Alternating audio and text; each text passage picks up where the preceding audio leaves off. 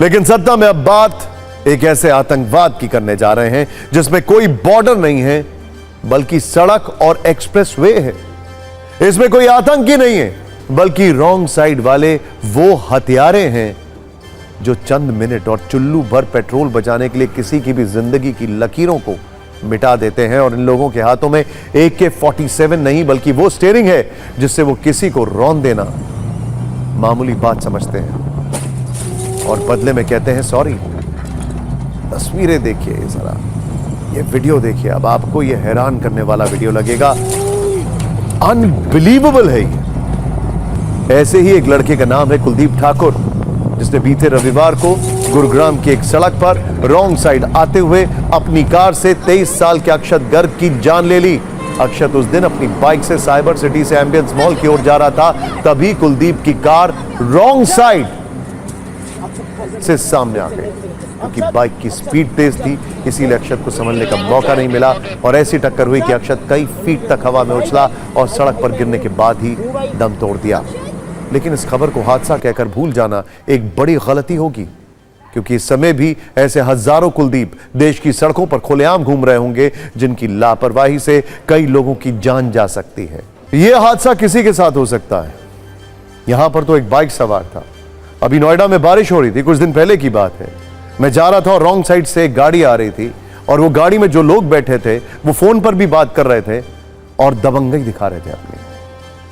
सोचिए, आप अपने परिवार के साथ कहीं जा रहे हो, तमाम नियम कानून का पालन करके सही लेन में गाड़ी चला रहे हो, तभी अचानक से कोई गाड़ी रॉन्ग साइड से आकर आपको टक्कर मार दे। आज बहुत से लोग इस वीडियो को देखने के बाद यही पूछ रहे हैं, आखिर क्यों ना इसे जानबूझकर की गई हत्या माना जाए? क्यों ना कार सवार को हत्यारे के रूप में और स्टीयरिंग को एक बंदूक के तौर पर देखा जाए, जिसने आज एक घर का चिराग बुझा दिया और बदले में कह दिया सॉरी। झकझोर देने वाला वीडियो है। सोचिए, एक लड़के की मौत का जवाब क्या सॉरी हो सकता है?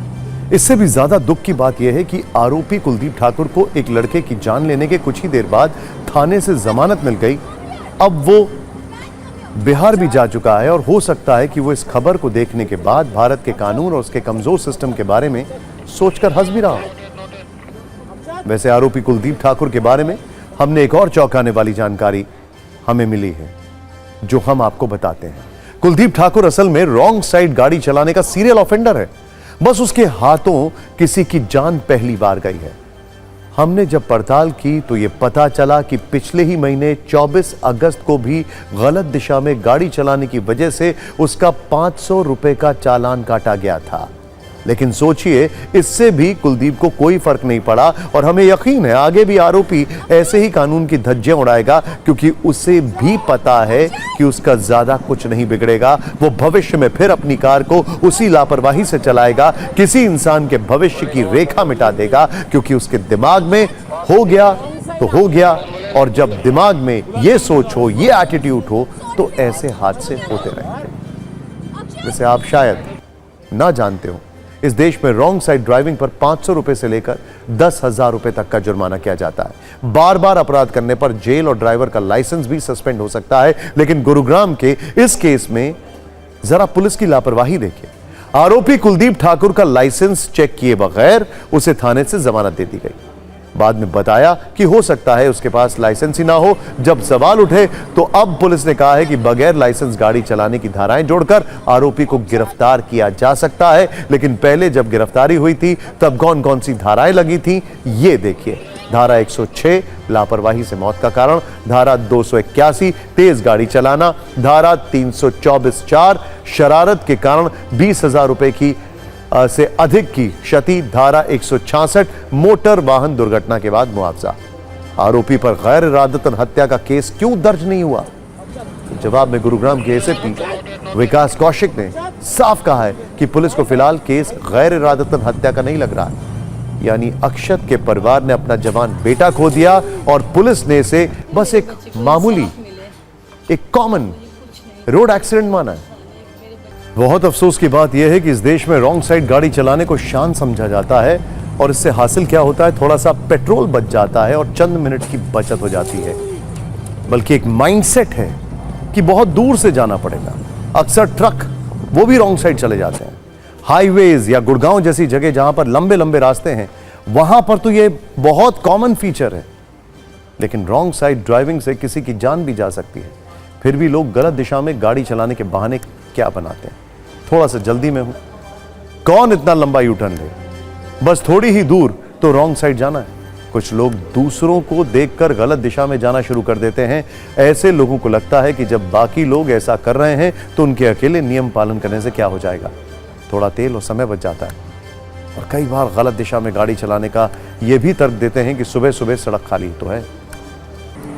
अब आपको सड़कों पर होने वाले वार्षिक संहार से जुड़े आंकड़े बताते हैं। दुनिया में भारत ही ऐसा देश है जहां सड़क हादसों में सबसे ज्यादा लोगों की मौत होती है। नेशनल क्राइम रिकॉर्ड ब्यूरो की रिपोर्ट के अनुसार भारत में हर घंटे सड़क हादसों में 17 लोगों की मौत होती है। इनमें से 60% से ज्यादा मौतें ओवर स्पीड यानी ज्यादा रफ्तार में गाड़ी चलाने की वजह से होती हैं। रैश ड्राइविंग और गलत तरीके से ओवरटेक करने जैसी गलतियों को जोड़ दिया जाए तो औसतन 20 से 25% मौतें इसी लापरवाही से होती है। 6% मौतें रॉन्ग साइड ड्राइविंग से होती हैं। यह भी नोट करने वाली बात है कि ट्रैफिक नियम को तोड़ने के जितने मामले होते हैं उनका 20% हिस्सा रॉन्ग साइड ड्राइविंग का होता है। लेकिन गलत दिशा में गाड़ी चलाने से जो हादसे होते हैं उन्हें किसी भी हाल में हादसा नहीं कहा जा सकता। ये एक तरह से हत्या है और भारत में हर साल बहुत बड़ी संख्या में ऐसी हत्याएं होती हैं। साल 2018 में भारत में गलत दिशा में गाड़ी चलाने की वजह से जो हादसे हुए उनमें 8,764 लोगों की मौत हुई। साल 2019 में 9,200 लोगों ने रॉन्ग साइड ड्राइविंग की वजह से अपनी जान गंवा दी। इसी तरह वर्ष 2020 में रॉन्ग साइड ड्राइविंग के चलते इस देश में 7,332 लोगों की मौत हुई, जबकि 2021 में गलत दिशा में गाड़ी चलाने वाले लोगों ने 8,122 लोगों को मार दिया। इसके अलावा वर्ष 2022 में ऐसे हादसों की संख्या 9,094 थी। इसीलिए अब इस पर बहस होनी चाहिए। आखिर लोगों में रॉन्ग साइड ड्राइविंग का डर क्यों नहीं है? आखिर लोगों में यह खौफ क्यों नहीं है कि अगर उनकी लापरवाही से किसी की जान गई तो क्या होगा?